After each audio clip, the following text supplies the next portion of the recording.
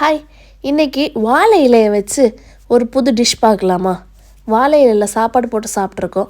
வாழை இலை fish fry பண்ணி கூட வீடியோ போட்டிருக்கேன். ஆனால் இன்றைக்கி வாழை இலையை வச்சு ஒரு ஸ்வீட் பண்ண போகிறேன். எப்படி பண்ணுறதுன்னு பார்க்கலாமா? ஸோ அதுக்கு ஒரு பெரிய வாழை இலையில் பாதி வாழை இலையை நடுவில் இருக்க தண்டை எடுத்துகிட்டு குட்டி குட்டியாக கட் பண்ணி எடுத்துருக்கேன். அதை ஒரு மிக்ஸி ஜாரில் ஆட் பண்ணி வாட்டர் சேர்த்து அரைச்சி அதை நல்லா வடிகட்டி அந்த சாரை மட்டும் எடுத்து வச்சுருக்கேன். அதுக்கப்புறம் ஒரு சட்டியில் 2 ஸ்பூன் நெய் ஊற்றி பாதாம், பிஸ்தா, உங்கள்கிட்ட காஞ்ச திராட்சை இருந்துச்சுன்னா அதையும் சேர்த்து ஆட் பண்ணி வறுத்து எடுத்துக்கோங்க. அதே பேன்லேயே 1 கப் சர்க்கரையை ஆட் பண்ணிக்கோங்க. லைட்டாக வறுத்துட்டு இது நல்லா கரையிற அளவுக்கு 1 டம்ளர் தண்ணியை ஊற்றி நல்லா கரைச்சி எடுத்துக்கலாம்.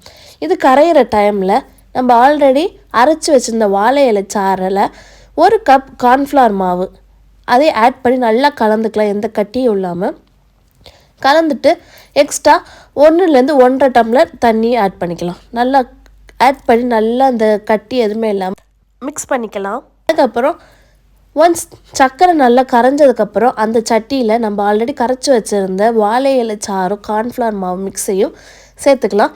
இல்லை மெயின் பார்ட்டு தான். ஸோ இதை கை விடாமல் நல்லா கலக்கணும். கை விட்டோன்னா கீழே அடிப்பிடிச்சிடும், இல்லைன்னா கெட்டி ஆகிடும்.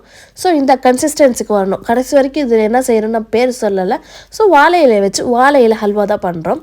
நல்லா இந்த கன்சிஸ்டன்சிக்கு வந்ததுக்கப்புறம் கொஞ்சமாக ஏலக்காய் பொடி சேர்த்துக்கலாம். ஏலக்காய் பொடி சேர்த்து நல்லா மிக்ஸ் பண்ணிவிட்டு அதுக்கப்புறம் வறுத்த நட்ஸ் எல்லாத்தையுமே சேர்த்துக்கலாம். ஸோ இந்த மாதிரி நல்லா சேர்த்துட்டு நல்லா மிக்ஸ் பண்ணி இந்த கன்சிஸ்டன்சிக்கு வரணும். நல்லா ஜெல்லி மாதிரி கன்சிஸ்டன்சிக்கு கொட்டினாலே அப்படி விழுகிற மாதிரி. ஸோ இது ஒன்ஸ் ரெடி ஆனதுக்கப்புறம் சூடாக சர்வ் பண்ணும் போது வேறு லெவலில் இருக்கும்.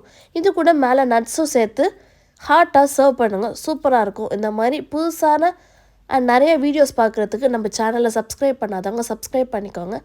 அண்ட் நீங்களும் இந்த ஹல்வாவை ட்ரை பண்ணிவிட்டு எப்படி இருந்துச்சுன்னு கமெண்ட் பண்ணுங்கள். பாய்.